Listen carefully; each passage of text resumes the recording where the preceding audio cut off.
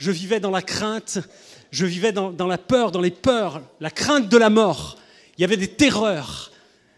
Combien connaissent ce sentiment de terreur, être terrorisé? Il y en a quelques-uns. J'espère que ce n'est pas le cas encore ce soir, mais si c'est le cas, ne vous inquiétez pas, Jésus est là ce soir et il va œuvrer parmi nous. Amen. Ça n'a pas été le cas pour moi en tout cas, et je n'ai pas été toujours dans la paix, je n'ai pas toujours été à chanter l'évangile, mais non seulement je connaissais des terreurs, et même des terreurs nocturnes, où en pleine nuit, j'étais comme réveillé et je posais ma main sur mon cœur. Écoutez bien, vous allez me prendre pour un fou, vous allez dire, il est fou ce gars-là. Mais je posais ma main sur mon cœur pour voir si mon cœur battait encore. J'étais bien vivant, mais mon subconscient, mon cerveau me disait autre chose. Et pour pallier à toutes ces angoisses, pour essayer de faire évanouir toutes ces choses, tous ces sentiments-là, alors j'ai commencé à prendre des substances. Je commençais à me droguer, je commençais à prendre du cannabis. Et puis après du cannabis, je suis passé à des choses un peu plus fortes. Mais Dieu a fait une œuvre puissante dans ma vie. En 1993, Dieu a fait une œuvre puissante, extraordinaire. Dieu s'est manifesté d'une manière extraordinaire. Quand je dis qu'il est un père, c'est réellement un père. Ce n'est pas juste une parole comme ça qu'on peut même lire dans la Bible, on va le voir, mais c'est réellement un père qui est attentionné, un père qui a le regard sur sa création et qui désire la sauver. Mais Dieu n'était pas mon père. Dieu n'était pas encore mon père. Il était père, mais il n'était pas mon père. Et il a fallu que je me tourne vers lui. Et là, il s'est passé des choses extraordinaires. Avant d'aller dans le message, je veux simplement vous donner quelques détails de ma vie, quelques bribes de ma vie, parce que s'il fallait que je vous explique tout ce qui s'est passé dans ma vie spirituelle, on prendrait quelques heures ensemble et on pourrait parler un bon moment. Mais il s'est passé quelque chose d'extraordinaire.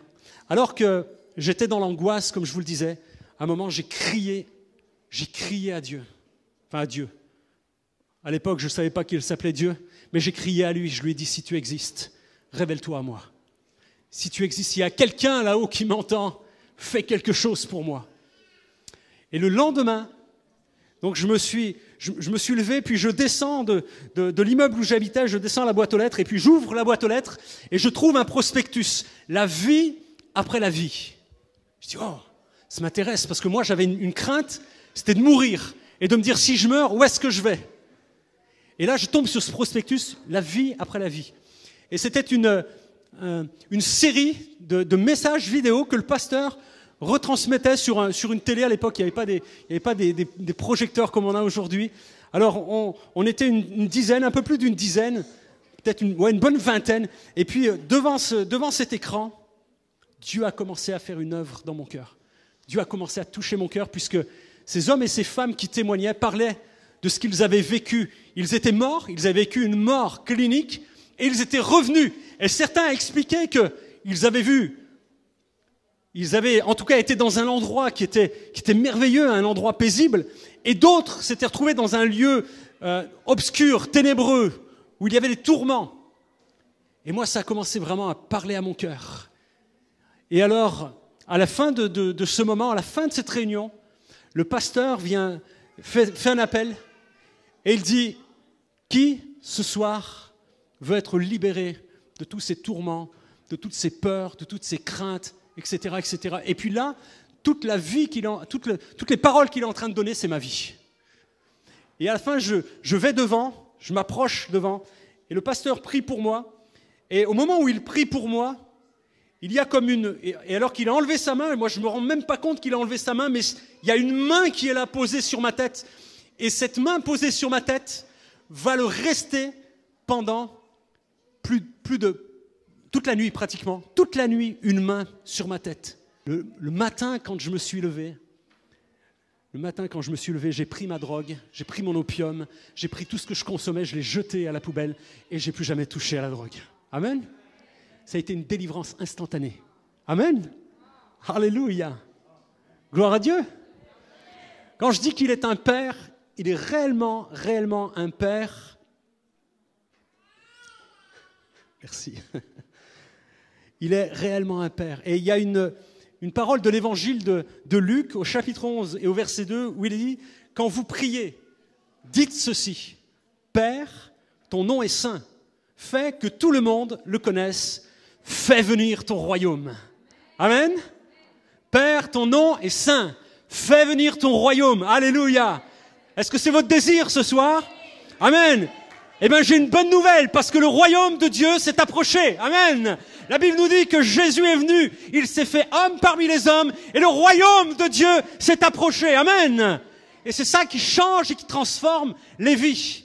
Et on a besoin de ce Père-là au quotidien, chaque jour dans ma vie. Qui a besoin du Père chaque jour?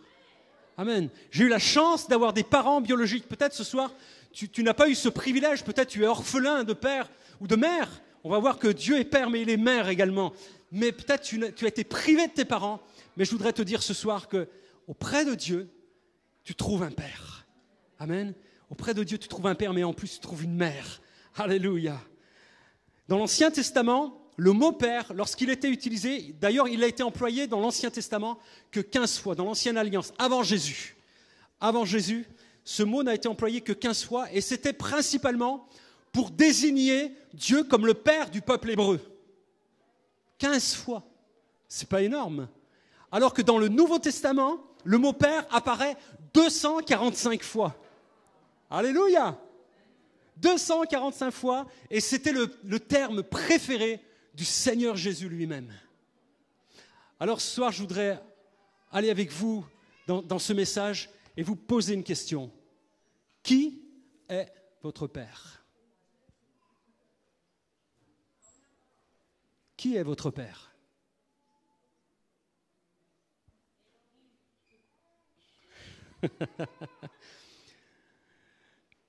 Je ne vous surprends pas si je vous dis que Dieu n'est pas le Père de tous les hommes. Dieu n'est pas le Père de tous les hommes. Vous savez, il y a des chanteurs, et en tout cas le monde dans lequel nous vivons voudrait nous influencer et voudrait nous faire croire que tous, vous et moi, tous, on va aller au paradis. Je ne connais pas vos vies, mais il y a même des chanteurs qui l'ont chanté. Vous vous rappelez de cette chanson qui dit « On ira tout ». On ne va pas le chanter, hein. Mais voilà. Hein, ouais. Mais nous, oui. Enfin, peut-être pas, peut-être certains n'ont pas cette conviction dans leur cœur de se dire « Est-ce que Dieu est mon Père? Est-ce que Dieu est mon Père ?» Jean 8, 44, il est dit « Vous avez pour père le diable. Et vous voulez faire ce que votre Père désire. » Avant de connaître le Seigneur Jésus, voilà qui était mon Père. Mon Père, c'était le diable. Mon Père, c'était les choses occultes. Mon Père, c'était les choses qui ne sont pas glorieuses. Et la Bible nous dit même que ce sont des fruits dont on rougit encore aujourd'hui. Et c'est pour ça que je préfère m'étaler sur la gloire de Dieu et de ce qu'il a fait dans ma vie, plutôt que de vous expliquer tous les péchés qui étaient dans ma vie. Parce que ce n'est pas glorieux et c'est des fruits dont on rougit encore aujourd'hui. Je préfère glorifier Jésus ce soir. Amen. Amen. Alléluia. En ayant le diable pour père, on ne peut pas s'attendre à se retrouver auprès de Dieu dans l'éternité. Ça, c'est impossible. On se retrouvera avec le Père qu'on aura rencontré ici-bas sur la terre. Amen. Et ce privilège n'est pas donné à tous, mais Dieu veut l'offrir à tous. Dieu veut l'offrir à tous. Frédéric Buechner a dit « Quand un enfant naît, un père naît aussi. » Quand un enfant naît, un père naît aussi. Alors que vous et moi, nous sommes nés dans le péché. Et le père du péché est de celui qui est le tentateur. Hein? Alors, il est le diable, et nous vivons, et nous avons donc pour père le diable, et nous sommes dans le péché, jusqu'à ce que Jésus intervienne, manifeste sa gloire. Et là, nous naissons de nouveau. Amen. Et quand je nais de nouveau, je rencontre mon Père, un nouveau Père, pas celui que j'avais avant, mais un Père qui est tout nouveau pour moi, pour ma vie. Amen. Et c'est ce que Dieu veut faire dans les vies. Pour devenir enfant de Dieu, il faut naître de nouveau. Notre statut ne peut pas changer sans ce changement qui se produit en nous. Sans Dieu pour Père, nous sommes des enfants rebelles, nous sommes des enfants de colère, et la connexion divine est impossible, elle ne peut pas s'établir. Dieu n'est le Père spirituel que de ceux qui aiment Jésus-Christ et ceux qui croient en lui comme leur sauveur. Est-ce que vous croyez en ce sauveur Jésus-Christ? Amen, alléluia. S'il n'y a pas de relation d'amour entre le Père et ses enfants, et écoutez bien, ce Père qui était le mien autrefois, avant 1993, c'était loin d'être un Père d'amour. C'était un Père maltraitant. C'était un Père qui me jetait dans l'angoisse. C'est un Père qui me faisait miroiter que si je prenais une drogue ou si je m'attachais à certaines choses, alors ma vie n'en serait que meilleure. Quel mensonge! La Bible nous dit que le diable est le père du mensonge. Mais nous avons le Père qui est lumière. Amen. Alléluia. Il n'y a pas de relation d'amour entre le Père et ses enfants. S'il n'y a pas de relation d'amour entre le Père et ses enfants, le Père n'est alors qu'un simple géniteur pour l'enfant. Dieu n'est pas un géniteur. Mais Dieu est un Père et il veut entretenir une relation d'amour avec chacun de ses enfants. Amen. Ce soir, c'est ce qu'il veut. C'est entretenir une relation d'amour. Si vous rejetez le Christ comme sauveur, vous ne pouvez en aucun cas être identifié comme étant de la famille de Dieu. Jésus dira, nul ne vient au Père que par moi. Si vous voulez aller au Père ce soir, si vous voulez rencontrer le Père, alors il faut aller à Jésus. Avoir le diable pour père, c'est se trouver dans une situation de maltraitance et c'est se retrouver dans une famille qui est dysfonctionnelle. Dysfonctionnelle. Je ne sais pas quel est votre arrière-plan, je ne sais pas l'amour que votre père biologique a pu vous apporter, mais malheureusement, parfois, il y a des choses qui bloquent, même dans les églises.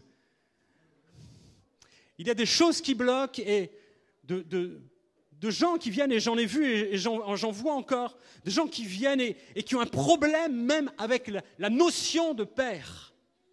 Parce que dans leur enfance, ces enfants, ces adultes qui sont aujourd'hui, mais enfants, ils étaient, et enfants, ils ont été abusés, enfants, ils ont été trompés par leur père, même ils ont été violentés. Et je voudrais vous dire que c'est une fausse image du Père. Puisque le Père que nous connaissons, ce Seigneur Dieu, est un Père rempli d'amour. C'est un Dieu plein d'amour. Car Dieu a tant aimé le monde. Amen. Dieu vous aime. Dieu vous aime tellement, tellement qu'il a envoyé son Fils Jésus venir fouler cette terre, donner sa vie sur la croix, ressusciter. Nous sommes dans cette période de Pâques et nous voulons le déclarer. Il est vivant. Amen. Et il nous aime d'un amour éternel. Rien, et on veut le déclarer ce soir, rien ne pourra nous séparer de l'amour de Dieu. Amen. Amen. Sera-ce la tribulation? Sera-ce l'angoisse? Non, rien ne peut me séparer. Est-ce qu'on peut le déclarer ensemble? Rien ne peut me séparer. Amen. Rien. Alléluia. Alors ce soir, on veut accepter Dieu comme notre Père, et en l'acceptant comme notre Père, il fait de nous des fils. Amen. Il fait de nous des enfants, des filles, des fils du royaume. Alléluia. Sans Dieu, nous sommes abandonnés, nous sommes livrés à un mercenaire, nous sommes livrés à un père menteur, voleur, irresponsable, meurtrier. Ce père-là, il vient, et c'est le diable, il vient pour voler, il vient pour détruire, il vient pour égorger, il vient pour renverser ce qui a été planté de Dieu en nous, puisque nous avons tous l'ADN de Dieu en nous. Dieu a mis la pensée de l'éternité dans nos cœurs. Amen. Alléluia. Mais parfois, malheureusement, même dans la vie chrétienne, il nous arrive de faire des impasses ou de nous retrouver dans des impasses que nous-mêmes, nous avons provoquées. Regardez cet exemple frappant, et vous la connaissez, vous connaissez cette histoire de ce fils prodigue qui avait tout à la maison. Il avait tout. Il était auprès d'un père aimant, et pourtant il va lui réclamer son bien, il va lui réclamer la part qui lui est due. Et il va s'éloigner. Un fils égoïste qui va rechercher son plaisir personnel. Il va se couper volontairement de la présence du Père. Il va décider de vivre une vie totalement débridée. Il va se retrouver à vivre une vie misérable, à se retrouver avec les cochons, et même le sol, à manger ce que mangent les cochons, les carouges. Il va dilapider son bien et il va chercher ensuite des moyens de subvenir à ses besoins. Il se retrouve littéralement abandonné, orphelin. Je voudrais simplement faire un aparté ici et m'adresser peut-être à des enfants de chrétiens. Peut-être vous qui êtes nés dans des familles chrétiennes. vous n'avez pas besoin d'aller chercher dehors ce que vous avez dedans. Vous n'avez pas besoin de quitter cette zone de bénédiction pour vous retrouver à l'extérieur en proie à l'ennemi. Parce que ça, c'est une tentation aussi que parfois des enfants de chrétiens ont. Et pourtant ils ont tout, mais ils ont comme besoin d'aller voir ce qui se passe dehors, peut-être pour mieux revenir après dedans. Mais en tout cas, ce n'est pas essentiel. Voilà en tout cas l'état, et cette histoire du fils prodigue nous montre l'état de celui qui n'a pas Dieu pour père, ou en tout cas qui l'a rejeté. Dieu est père. Celui de qui la Bible appelle le créateur du ciel et de la terre, le Dieu très haut, le tout-puissant, le Dieu d'éternité, le Dieu vivant, l'éternel, Yahvé, celui qui est, celui devant lequel tout genou fléchira, désire devenir un père pour nous. Amen. Alléluia. Il est père du peuple hébreu, on le voit dans la Bible, on le voit dans l'Ancien Testament, on le voit dans le prophète Osée au chapitre 11 et au verset 1 où il est dit « Quand Israël était jeune, je l'aimais et j'appelais mon fils hors d'Égypte ». Dans l'Ancienne Alliance, ce titre de père est employé à l'égard du peuple d'Israël uniquement. Je voudrais vous dire, aujourd'hui, on a un privilège extraordinaire. C'est ce qui était réservé au peuple d'Israël est étendu sur cette planète entière pour le monde entier. Amen. Et le monde qui est dehors attend la révélation des fils de Dieu. Qui sont les fils de Dieu? Est-ce qu'il y a des fils et des filles de Dieu ici? Eh bien, il y a un monde orphelin dehors. Il y a un monde qui est sans père. Il y a un monde qui a faim et soif de justice. Il y a un monde où les jeunes sont livrés à eux-mêmes, où s'abandonnent entre les mains de salafistes, de toutes sortes d'intégristes. Pourquoi? Parce qu'il y a une soif spirituelle en eux, parce qu'il y a un besoin spirituel en eux. Ils ont soif de quelque chose, ils ont soif d'absolu, ils ont soif d'un Père. Amen. Et c'est nous, c'est vous, c'est nous ensemble qui allons porter cette révélation du Père à ce monde. Amen. Alléluia. Il est père du peuple hébreu, mais il est aussi père de Jésus-Christ. Il est dit dans 2 Corinthiens 1,3, « Béni soit Dieu, le Père de notre Seigneur Jésus-Christ, le Père des miséricordes et le Dieu de toute consolation. » Dieu le Père n'a pas de père, lui, il n'a pas été engendré. C'est le seul créateur et il existe de toute éternité. Jésus a gardé sa place de fils et il a fait appel à son Père à de multiples reprises, on va le voir. Il a parlé du Père et il a parlé à son Père.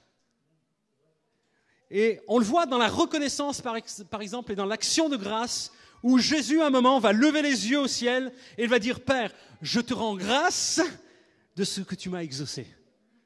Père, je te rends grâce de ce que tu m'as exaucé. » Cette prière-là devient nôtre.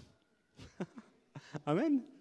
Cette prière-là, nous pouvons nous l'approprier puisque nous sommes un avec Christ. Amen. Nous sommes co-héritiers de son royaume. Alléluia. Père de Jésus-Christ, il est dans l'angoisse. L'angoisse que Jésus a connue dans le jardin de Gethsémanée et dans la soumission à la volonté de son Père. Dans Matthieu 26, au verset 39, il va dire « Mon Dieu, mon Père, s'il est possible que cette coupe s'éloigne de moi toutefois, non pas ce que je veux, mais ce que tu veux. » On voit une totale soumission de Jésus envers son Père. Ça aussi, ça nous parle. Nous devons être soumis au Père. Amen. Dieu nous appelle à nous soumettre. Ce soir, j'essaye de balayer assez large, aussi bien pour ceux qui connaissent Jésus. Je ne vous connais pas. Peut-être certains ne connaissent pas le Seigneur ce soir ici dans ce lieu. Mais je sais que plusieurs le connaissent. Je vous ai vu louer Dieu. Alors ce soir, j'essaye de balayer un peu large. Mais Dieu est Père de Jésus-Christ aussi dans le soin qu'il a désiré nous apporter. Écoutez bien ce que va dire Jésus. Moi, Jésus, je prierai le Père. Il vous donnera un autre paraclet, un autre consolateur qui restera avec vous pour toujours. Amen. Alléluia. Nous avons des promesses dans sa parole et ces promesses viennent tout droit du trône de la grâce. Ces promesses viennent tout droit de la gloire du Père. Elles descendent ici, elles sont pour nous ce soir. Amen. Alors on veut s'en emparer. Amen. Alléluia. Alléluia. Jésus est fils de Dieu, il est Dieu et il nous montre une parfaite symbiose, une parfaite osmose entre lui et son Père. Il dira, croyez-moi, je suis dans le Père et le Père est en moi. Amen. Comme le Père m'a envoyé, à mon tour, je vous envoie. Amen. Alléluia. Le mandat que Christ a reçu, Dieu nous l'envoie, Dieu nous le donne, et c'est notre mission. Il nous envoie. Amen. Alléluia. Il est Père de tous ceux qui ont accepté aussi le Christ. Père de tous ceux qui ont accepté le Christ. Il est notre Père spirituel qui a donné la vie dans notre esprit. Et c'est le Saint-Esprit qui atteste à notre esprit que nous sommes enfants de Dieu. Amen. Et c'est pour cela que nous pouvons dire ensemble ce que Paul va dire aux Galates. Et parce que vous êtes fils, Dieu a envoyé dans nos cœurs l'esprit de son Fils, lequel crie « Abba, Père !» Ainsi, tu n'es plus esclave, mais fils. Et si tu es fils, tu es aussi héritier par la grâce de Dieu. Amen. Alléluia. La parole est tellement puissante, elle est tellement bonne. Amen. C'est pour ça qu'il est important, c'est nécessaire, c'est incontournable. Vous ne pouvez pas passer un jour sans lire la parole de Dieu. Ce n'est pas possible. Parce que votre âme va manquer d'oxygène spirituel. Vous allez être atrophié. Vous allez être complètement sans oxygène. Alors il est important, lisez la parole. Peut-être pour vous qui êtes là pour la première fois ce soir, ne partez pas. Je pense que le pasteur vous offrira une Bible. Il y a une Bible peut-être à offrir ce soir pour ceux qui viennent pour la première fois. Alléluia, non, les autres ont la Bible. Je m'engage, je te mouille en même temps, mais ne partez pas sans une Bible. Cette Bible-là, c'est la parole de Dieu. Vous savez, j'ai fait une expérience extraordinaire un jour et ce qui a fait que mon cœur s'est attaché littéralement à la parole de Dieu.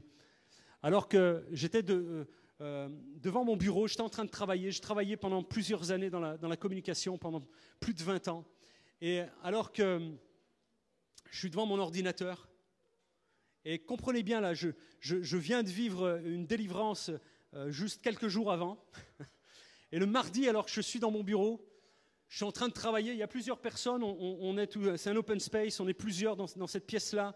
Et là, j'entends une voix, de la même manière que vous entendez la mienne ce soir, j'entends une voix qui me dit « Ne crains point, car je suis avec toi tous les jours jusqu'à la fin du monde. Wow » Écoutez, j'étais assis, j'étais devant mon... Je me suis levé comme ça.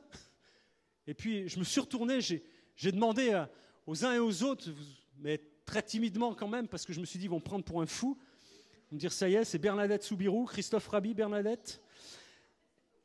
Et je leur ai demandé, mais vous avez entendu quelque chose? Non, pas de souci, il n'y a pas de musique, en plus c'était le calme plat. Et cette voix qui se fait entendre à mes oreilles, c'était un mardi soir. Le dimanche matin, je me rends pour la première fois. Il est vraiment gêné avec moi parce que je bouge sans arrêt. Je ne peux pas rester en place, ce n'est pas possible. Et le dimanche matin, je me rends dans une église semblable à celle-ci, un peu plus grande, et je me mets tout au fond comme là-bas, tout au fond. Et puis il y a un don spirituel, il y a une personne qui parle de la part de Dieu, mais il y a 300 personnes dans l'assemblée. Moi, je suis au fond, comprenez bien, c'est la première fois que je viens dans cette église, donc c'est pour ça que je me mets au fond. Généralement, les nouveaux se mettent au fond, ils se disent, si je vais devant, il peut se passer des choses, mais derrière, il peut se passer des choses et je vais vous le prouver. Alors que j'étais derrière, il y a une personne qui se lève, mais qui ne me regarde pas et qui dit, toi à qui j'ai dit, ne crains point, car je suis avec toi tous les jours jusqu'à la fin du monde. J'étais assis sur ma chaise, je me suis levé d'un bond comme ça. Je dis, qu'est-ce que c'est? Et c'est comme si je pouvais sentir, et c'est pas comme si je pouvais, mais je sentais la présence de Dieu. C'est comme, elle était palpable, j'aurais pu toucher Dieu. Dieu était immensément grand, il s'est révélé à moi d'une manière surprenante. Deuxième fois que Dieu me parle comme ça dans la même semaine. Le culte se termine, et alors que je prends la direction de la sortie, il y a une personne m'interpelle, m'intercepte avant que je sorte, et j'étais tout perturbé. Je dis, qu'est-ce que c'est que ça? 2 fois déjà dans la même semaine, mais bon, les Français, c'est ça, il leur faut plusieurs fois pour que ça rentre. Hein? Et alors, il y a une personne qui vient et qui s'approche de moi. Je ne le connais pas, on ne se connaît pas. C'est devenu un très très bon ami. Il est pasteur aujourd'hui également. Et c'est un Africain, un Togolais. Et il me dit, est-ce que tu veux venir manger à la maison? Puis on ne se connaît pas. Et puis j'accepte. Je dis, ok, on y va. Alors, je le suis, puis je me rends chez lui, toute sa famille, magnifique famille. Et puis là, il dit, OK, on va prier un petit peu. Puis il me dit, mais avant de prier un petit peu, on va ouvrir la Bible.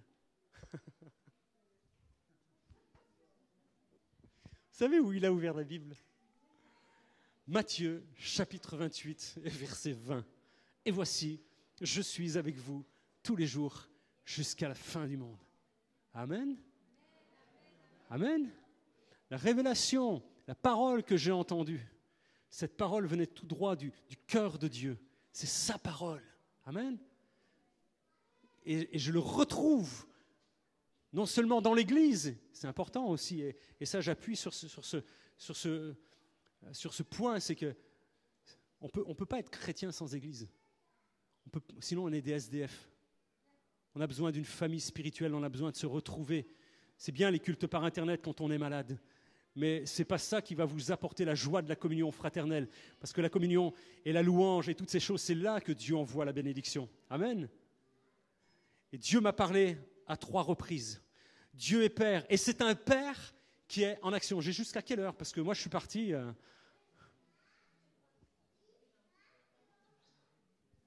Comment?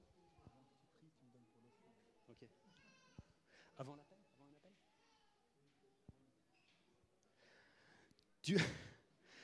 Dieu, notre Père, n'est pas un Père qui est feignant. Il s'est reposé, certes, le 7e jour, mais Dieu est un Dieu d'action.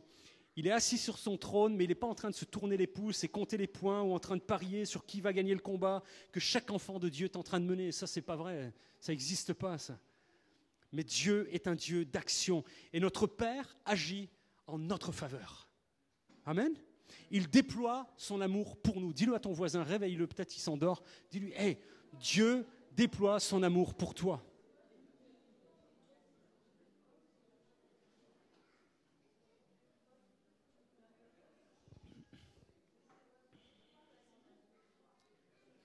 Et comment il le déploie? Eh bien, il le déploie tout simplement quand il proclame et qu'il dit « Si quelqu'un m'aime, il observera ma parole et mon Père l'aimera. Nous viendrons à lui et nous établirons chez lui notre demeure. » Amen. Alléluia. Il est prêt à nous donner. C'est pas un Père avare, c'est pas un Père radin. Mais notre Père est généreux. Amen. Il est riche en bonté. Alléluia. Est-ce que vous le croyez? Amen. Il est riche en bonté. Il est généreux. Tout mauvais que vous êtes, vous savez donner de bonnes choses à vos enfants, à combien plus forte raison donc votre Père qui est dans les cieux donnera-t-il de bonnes choses à ceux qui les lui demandent. Amen. Il est un Père en action, il est prêt à nous pardonner si nous faisons notre part, si nous faisons le nécessaire. Oui, parfois, il y a des choses qui retiennent Dieu. Il y a des choses qui retiennent le pardon même de Dieu. Tout simple, Jésus va dire, car si vous pardonnez aux hommes leurs fautes, votre Père céleste vous pardonnera aussi à vous. Et si vous retenez, Dieu retiendra aussi. Alors, ne retenons pas. Il est prêt à nous pardonner. Notre Père, c'est un Père qui est compatissant. Ce n'est pas un maltraitant. Il n'est pas désintéressé de vos vies. Bien au contraire, il n'est pas éloigné. Ce n'est pas un Père absent qui vient de temps en temps venir et il vient nous rendre une petite visite de temps en temps. Non. Malheureusement, quand il nous rend visite, c'est nous qui sommes absents. Et nous avons besoin de reconnecter avec ce Père. Notre Père est attentionné, Dieu est Père, mais il n'y a pas plus mère que lui non plus, et je le disais tout à l'heure, et c'est un Père de l'Église qui disait ça. Plus que les paroles, ce sont les larmes qu'il écoute et qu'il comprend. Peut-être ce soir tu es venu. Peut-être tu es un enfant de Dieu, mais ce soir tu es venu avec un lourd fardeau, tu es venu avec des choses qui sont lourdes sur tes épaules. Dieu est là, Dieu entend tes larmes, Dieu a vu tes larmes, il les recueille et il les considère. Dieu, je voudrais dire ce soir à quelqu'un, Dieu ne t'a pas abandonné. Il y a quelqu'un qui est venu dans ce lieu ce soir et qui a comme un sentiment d'abandon de la part de Dieu. Je ne sais pas qui c'est, mais on va prier tout à l'heure. Et ça serait bien que quand vous venez me voir, vous dites c'est moi. J'ai ce sentiment-là dans mon cœur. Je suis venu ce soir dans ce lieu, mais avec ce sentiment comme si Dieu m'avait abandonné. Alors ça, c'est un mensonge. Dieu ne t'a pas abandonné. Et quelle que soit la faute, l'erreur que tu aies commise, Dieu est capable de te relever. Amen. C'est un Dieu de grâce. Notre Père est attentionné. Est-ce que vous pouvez dire avec moi, mon Père sait? Mon Père sait. Mon Père sait les larmes qui ont coulé de mes yeux et mon cœur. Amen. Mon Père sait les combats que je mène, que personne ne connaît, mais ils sont connus du Père. Amen. Mon Père le sait. Dis-le, mon Père le sait. Alléluia. Les temps difficiles, les temps d'épreuve auxquels j'ai été exposé, mon Père le sait. Amen. Alléluia. Le besoin matériel qui est le mien, je suis dans les difficultés financières, mon Père le sait. Amen. Alléluia. Il le sait. Quand un de tes cheveux tombe à terre, mon Père le sait. Alléluia. Attention, la calvitie est proche. Dieu connaît le moindre des cheveux de nos têtes quand ils tombent. Il le sait. Il connaît. Si je suis enfant de Dieu, je ne suis pas orphelin et je peux donc compter sur mon Père.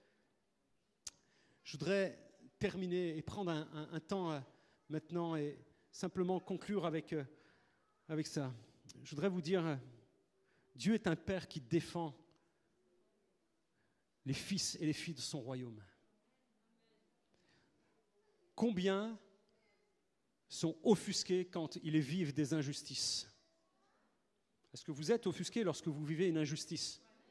C'est normal. Est-ce que vous qui êtes parents, combien sont parents ici? Lorsqu'on s'en prend à vos enfants, comment est-ce que vous réagissez?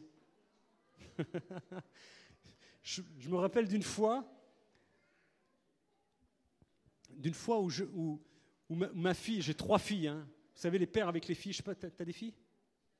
3. Ah oui, 3 filles. Mais les pères avec les filles, c'est quelque chose, hein. Et je me rappelle d'une fois que ma fille rentre de l'école et elle rentre, mais en larmes, et elle est toute petite, elle était en grande section de maternelle, mais elle rentre et puis elle répand ses larmes sur le sol et elle est dévastée. Je dis, mais qu'est-ce qui se passe? Puis là, elle m'explique qu'un petit garçon s'est approché d'elle et a cherché à toucher les endroits où on n'a pas à toucher pour un enfant. Waouh! Je suis père. Comprenez? Je suis père. Je suis allé à l'école, je suis allé voir les instituteurs dans la cour, je suis rentré dans la cour. J'ai dit, est-ce que vous me permettez, j'explique la situation, Madame Attel, est-ce que vous me permettez simplement de parler à ce jeune garçon? Parce que ma fille me montre, c'est lui. C'est lui. Je ne suis pas allé me faire vengeance, comprenez bien. Mais Dieu est un père et il prend soin de nous, il nous défend, il plaide notre cause. Amen. Et je suis allé devant cet enfant, je l'ai regardé droit dans les yeux, je lui ai dit, écoute bien, c'est ma fille. Tu la retouches encore une fois, ça ira très mal pour toi. C'était juste de l'intimidation. Les amis, j'ai vu l'enfant trembler de la tête aux pieds, mais tout a été réglé. Ma fille n'a plus eu aucun problème. De la même manière que nous sommes pères et que nous défendons les nôtres, nos enfants, ceux qui sont de la chair de notre chair, à combien plus forte raison Dieu, Amen, qui est notre Père, va défendre notre cause. Amen. Et parfois, même si tu vis une injustice, mais qui est pour la cause de Christ, alors réjouis-toi quand même. C'est glorieux. Amen.